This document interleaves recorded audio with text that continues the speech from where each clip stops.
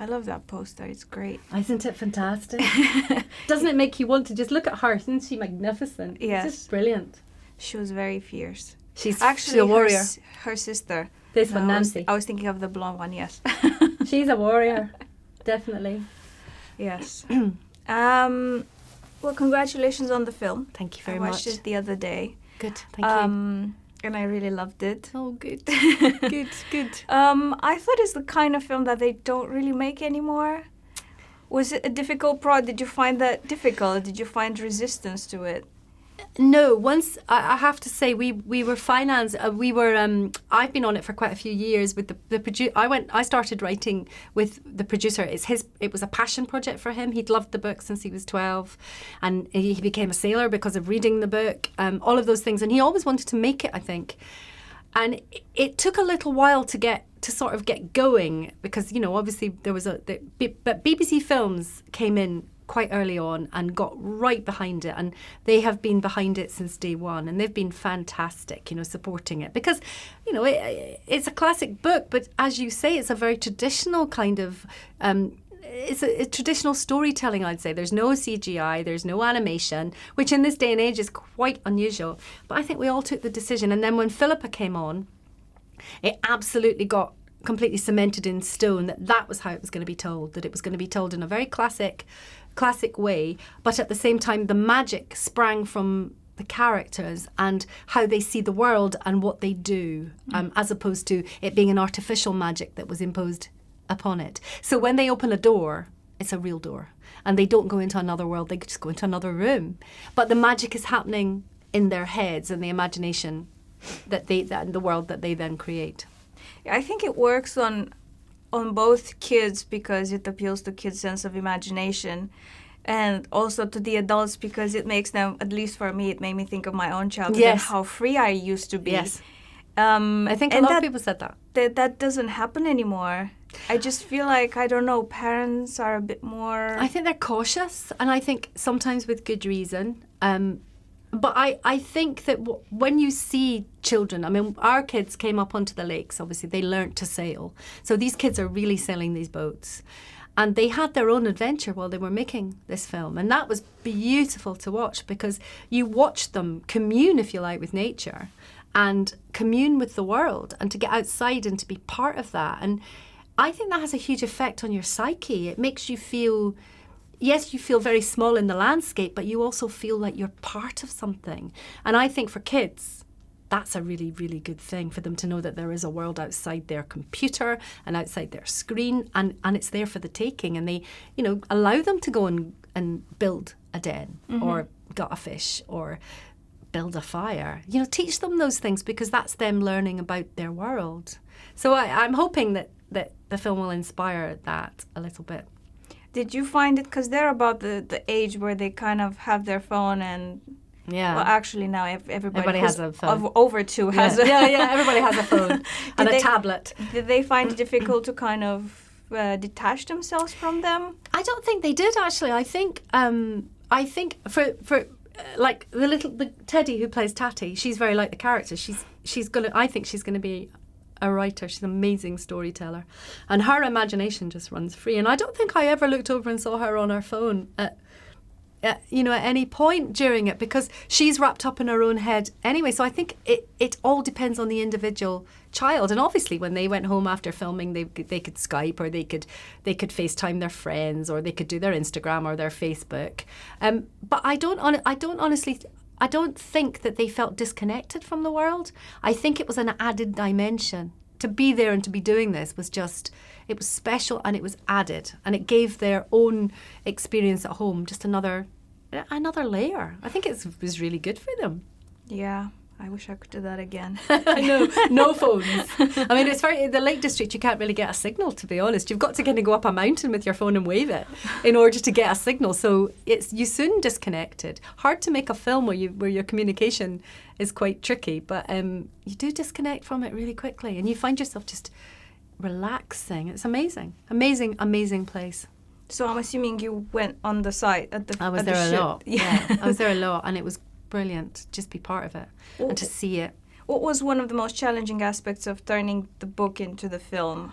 My understanding is you changed some things, you've added some. We've added things because the book is of its time. I mean, it's 80 years old, something like that. It's of its time. There are aspects of the plot in the book that you couldn't really put on screen now because there's not enough peril and there's not enough jeopardy. And children want that in there. They want to be thrilled and they want to be scared and they want to be excited. Now, the beauty of Arthur Ransom's story is that he is fantastic at those small observations of childhood, those quiet, I mean, there's lots of drama in quiet moments. You don't need to zhuzh everything up to make drama. I mean, there's beautiful drama in quiet moments. But in terms of a cinematic narrative, you also have to give it something that gives it just that little, elevates it slightly for the modern audience. So the challenge is to take the best bits and to retain the essence and to keep true to the author, but at the same time serve your modern audience. So we went back to the book in the sense that there were certain things in the book that we knew had to be in the film, like the telegram, the houseboat, iconic moments that it would be wrong to leave out. But then you look at it and you think, well, what is their jeopardy? What is their peril? What do they learn? What are the obstacles they come up against? Because for Ransom, it was the magic of the adventure was the key. We needed to find other things to just make sure that our children had an adventure and a journey. And we went back to his own life story for that. And he was a spy, allegedly. No, he did. He worked for MI6. And he spent a lot of time in Russia. He was fascinated by Russia. And in the end, married Trotsky's secretary and brought her back to the lakes. So he has this amazing, fascinating life. And we did an awful lot of research. Philip and I went. We trawled the National Archives. We found all the details about his activities. And we thought this is perfect, because here it is. Arthur Ransom himself was a spy.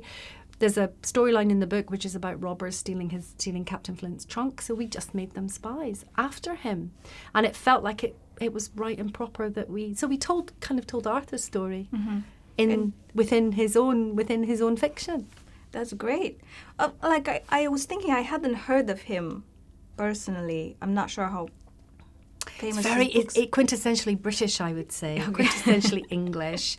I mean, there's a whole series of them. There's about 12 of them. They're fantastic. They start with The Swallows and Amazons is the first one, but then there's a whole series of them, and they're all different and wonderful in their own way. What I was wondering, what kind of books inspired you when you were growing up? Because this appeals a lot to the child. The inner child. Yes, when you're about 12 and you're kind of ready to step into... to step into adulthood. That 1 foot in the child and one... Yeah. I loved books like Lorna Doone and, Little Women and Jane Eyre and all those books I read cover to cover. I was a really avid reader. But weirdly enough, I hadn't read Swallows and Amazons. I didn't read that. I knew about it, but I didn't read it because I grew up on the west coast of Scotland in a working class town called Greenock. So... And although we do have the river, so the water was very important, it just didn't... that book wasn't a book that was particularly on my radar, whereas Treasure Island was, and Kidnapped, and all those other books. So those books, I think, Little Women, I love Little Women. I think it's a fantastic book. You were a feminist from that. from that height. Yeah, from that. Exactly. How about... the stories about adventure and learning how to make a fire. I thought that was really interesting because I don't think kids are taught anymore how to find their way in the forest and stuff like that. How are you on with your survival skills? I would be. I don't think I could be left alone in a. I would be looking for something. I don't know. I'm frightened of snakes for a start, so that would be terrible. I learned how to build a fire by writing this book, writing this script, because I didn't know. And I love that moment when he picks the stack up and blows into it, and it's like magic. So the fact that everyday things, there is that hierarchy of needs, isn't it?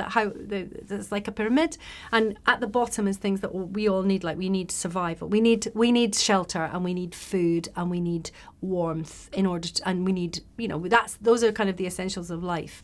And in many ways, what they do, the swallows, is they discover the essentials. They just, you know, they discover how to cook for themselves. They discover how to make fire so that they've got heat, and they discover shelter. So we've really kind of gone for something quite primal, I think, in that. Mm-hmm. Great. Well, unfortunately, I'm out of time. Oh, it was thank lovely you. talking Lovely to you. talking to you too. Very much. Thank you. Glasgow. Was that? Did you come down from Glasgow? Yeah. Wow. Just for the day. Well, yeah, I do it quite often. This is the quick trip. Speed. I don't know. I've never been. I've only been to Edinburgh. But it's an hour sort of flight, so it's not too bad. Nice. Okay, I think we're all good. Thanks very much. Great. Congratulations on the film. Thank you. I watched it the other day and I found it lovely. Yeah, thank you. Did you know the book before you signed on to the film? No, I hadn't read the book. I'd heard the name Swallows and Amazons, but I wasn't really sure what it was about. In fact, I knew nothing about it. So when I was asked to read the script, that was the first I knew of it. And you having small children, had any kind of... Did it weigh in any way into you taking on the role? Because obviously it's a film that appeals a lot to kids. Yeah, but that's not my main... I mean, it's not really about the children in the end, like whether they can watch it or not. Although that is a lovely thing that they can watch it and they have watched it. But yeah, it's generally just about the material and what I respond to. And what did they think, I have to ask? They really enjoyed it, actually, really enjoyed it. There was a lot of kids in the audience when it was at the premiere. They watched it, and my 8-year-old enjoyed it very much. The 3.5-year-old was a bit confused because he hadn't actually seen me in anything before, and so he was very puzzled. And you had 5 different children. Yes, and it was the baby he was most concerned about. He kept asking about the baby. Where's the baby? And why's that man got the baby? And yeah, that was his big thing. Wasn't your 8-year-old saying to you, Mommy, they have so much freedom. Why don't you ever let me write? No, but I wonder if he will at some point because I am even at the function after the premiere, it was during the day, and there was a veranda. There was doors that opened onto a veranda, and my son asked if he could go out onto the veranda that was still part of the area that we were in, and I had to think about it. And then I thought, it's so funny in the film. I'm just like, bye! They're all off on a boat, sort of to who knows where. In a lake, almost drowning. Yeah. I don't know. It was a different time. It's true. Did you participate in because the children they learn how to man a boat. Yeah. And they were swimming and they were doing all I sorts did nothing. Is that what you're asking? Yes. I didn't know. Did I didn't you know what they paid join me for. I didn't do a thing. Yeah. No, the kids were amazing. They really did sail the boat, and they learned how to do all the manoeuvres and everything. And I just stood in the dock, sort of waving. What was the shoot like? I imagine like a huge summer camp. In my imagination, it was like all fun. That's why I was excited about the project as well. I thought it'd be a lovely memory to have to being in the Lake District for the summer and with a group of kids and a lovely project with a really lovely director, and that's kind of exactly what it was.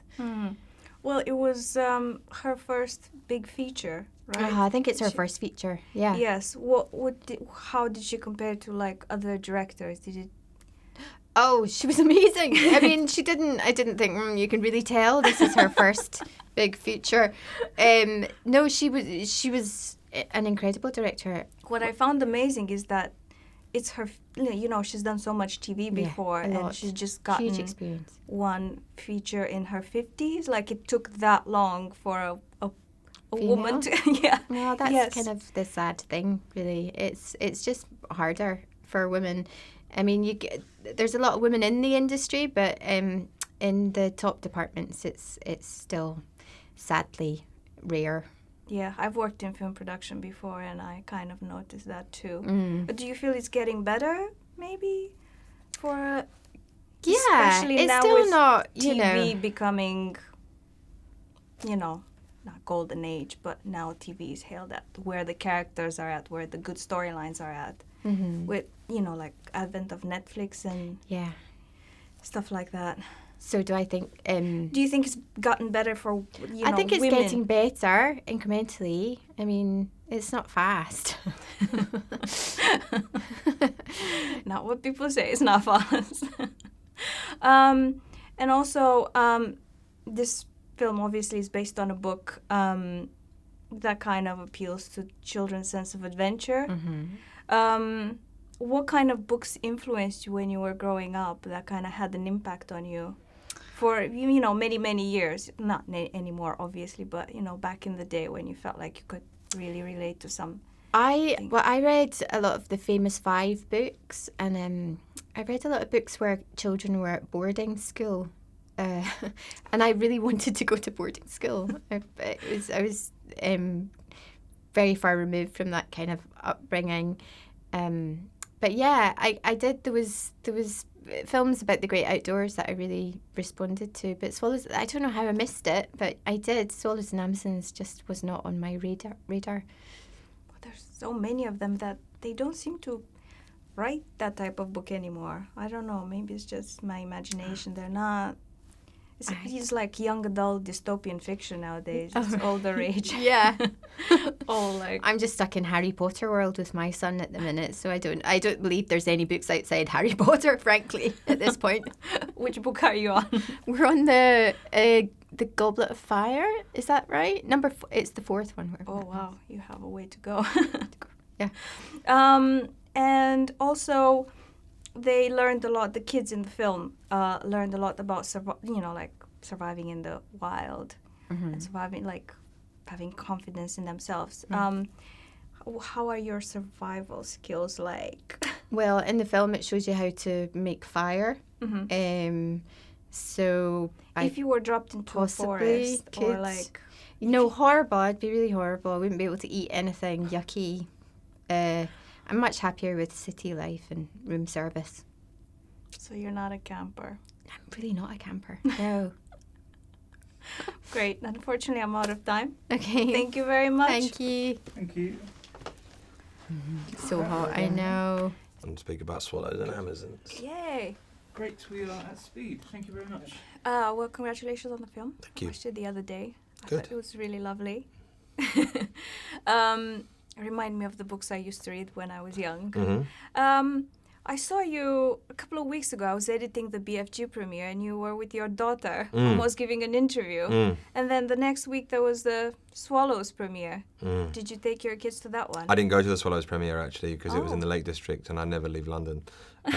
But no, I couldn't go. I'd love to have gone, but I couldn't go. But the BFG premiere was the first premiere that my kids have ever been to. Really? Yeah, and I was like, should I take them? It's a bit weird, and I decided to. It was my instinct not to take them because I find premieres pretty stressful and unenjoyable. But they had a great time. So did they see this film? They've not seen Swallows and Amazons yet. I only saw it for the first time 2 days ago. Oh, But I can't wait to show it to them. I'm curious what they will say. Yeah, me too. You me have too. so many different hats Yes, in the film. I do. And they're quite young. I wonder if Yeah, they'll get confused. Literal hats and metaphorical hats. Yes. Yeah. Yeah. Well, you have some of the most exciting scenes in the whole film. Mm. You have a train chase scene, Do. and you have like a plane chase scene, Plane chasing, train chasing. Yeah. and a boat. No, you're not on a boat chase. I am. Yes? No, it's not a chase, but I get knocked out and put onto another boat. Yeah. Did you do your own stunts? What was? Yeah, all of them. Should have seen me on that train. Pretty stressful, but pulled it off. Yeah. Yeah, it's pretty cool. Yeah, it was pretty cool. You don't know if I'm telling the truth now, do you? I don't know No, what you happened. don't know. Well, there you go. What goes on tour stays on tour. In the film, you work with both kids and animals. I know. A parrot. A parrot, exactly. Yeah. He was horrible, that parrot. Was he? Yeah. Yeah. Did you try to teach him any bad words? Tried to teach him a lesson. Yeah, I taught that parrot a lesson, let me tell you. No, he couldn't speak. Oh, so was It's all ADR. Do you know what? Here's a fact. I did the voice of the parrot. No way. Yes, way. Yes, way. I went to do ADR when you put your voice in, if they didn't record certain stuff properly. And the director was like, would you mind doing the voice of the parrot? So I did it. You're like, I want double salary then. Yeah, I'm paying me the same again. I'll do the parrot because that parrot was useless. You get it a lot with animals on set. There's amazing animal wranglers. Right? I've done a. You go, okay, we need a cat. Well, should we just get a cat from? No, let's not. I'll bring my cat. No, we're going to need to get a cat wrangler. So they call up a cat wrangler whose job it is to bring a cat. Without fail, that cat will be terrible. I could just get a cat from the street and it will be better. Because how can you train a cat? You can't train a cat, and you certainly can't train a parrot. Only animals you can train are dogs Well, and elephants in the circus. you can't have those as a pirate. No, you can't have an elephant as a pirate. Sink the boat. But yeah, that parrot. And it would bite me. The parrot. Rico. That was his name. I was trying to remember it earlier. Rico. An aggressive. He was a bastard. Good riddance then. Good riddance to Rico, mate. But probably still alive because they lived to like 100. Oh, Yeah, isn't that the case with like the worst? the worst people out The there. worst. They often no, but just think it's a spooky Animals. thought that if you buy a parrot, it's going to outlive you. Oh, and a turtle. True. Yeah. Well, there's a moral in this story somewhere. I don't know what the moral is, but So how was the shoot apart from Rico, who was apart from horrible? Rico, that prick, Yeah. it was all right. It was. it was lovely. It was really beautiful. The director was wonderful. It was amazing to film in these gorgeous locations. The cast were, the adults were fantastic, and the kids, some of whom had never acted before, were so good. And it's a film that I really believe in and care about, and I think it's an important film for kids to go and see. And I think it's entertaining for adults too. Yes, I found that too. As I was telling Andrea, I found it works on two levels. It works for kids because it appeals to their imagination, and for adults because we remember what Exactly. life would used to be like, Yeah. 20 years ago Yeah. when parents weren't so strict. Strict, yeah, Maybe? exactly. Where they would let you go out on a boat by yourself. No, it's beautifully nostalgic and warm and wholesome and a force for good. I was imagining the whole shoot was like a summer camp. It kind of was actually. A lot of stuff where we were filming on the lake was really beautiful. You'd be like, "This is crazy that this is our job, that we get to sit by a lake all day and then do a bit of acting. It's pretty nice." But I heard that the mobile phone reception wasn't that good. Yeah, which was great though, because you're cut off. You don't need it. We're so beholden to our mobiles, and you just remember a time when it was like where you would like not have your phone all day and get in and check your messages. Remember that? And it was like if you were out, you're out, and you couldn't get hold of anyone, and that was kind of amazing. I miss that, I have to say. Did you have this sort of adventures when you were a kid? In the summer, I'm guessing? Yeah, to a certain extent. Yeah, I would go outside a lot, and I was encouraged to do that, even though I was very fat. So I probably didn't go out enough. Would you let your kids go out like that now, or do you feel like... I let them go out already. They're 5, 3 and 8 months, and the 5-year-old takes the 3-year-old out in the 8 months. They go to the arcades and stuff. They don't really. No. No, I'd love them. Yeah. I live in inner city London, and I'm protective. It's your instinct to do that. But I would love to, in this story, they go to the same place every summer. I would love to have that continuity for my children, to go to the same place every summer, that they have an affection and a bond to. I think that's really lovely. Did you take them on set? Where they... You plan to take them back to Lake District then? I'd love to take them back to the Lake District. It's a gorgeous place. Have you ever been there? I haven't. Well, you must. I really want to. Yeah, you should. So how are your survival skills or Good. camping skills? Good. Yeah? Oh yeah. What's your best skill? Making a fire? I can make a fire out of thin air. I can. I don't think that's possible. You haven't been camping with me. I can kill a stag without any weapons, and I'll skin it without a knife, and I'll prepare it just with my bare hands. Can you find your way out of a forest? Yes. Yes. Without using GPS? Yes. Yeah. What would you be looking at? I use my nose. Just use my nose. I've got a good nose. Okay. I'll get you out of there. Don't worry. No problem. I'm very good at that. I think I would. Imagine if we were together in a forest. Oh, Unbelievable. You'd kill all the animals. I'd kill every stag there, even if we weren't hungry, just for sport. Yeah. And then you'd lead us out with loads of pelts. Exactly. We'll make some money just selling them off. We're onto something here. Yeah. Beginning of a great business. Yeah, amazing. And a good laugh. Oh, sorry, we're out of time. Okay, good. Looks like. All right, nice one. Thanks for your time. Yeah.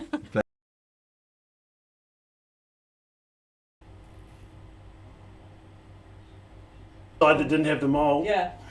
With him, I think that's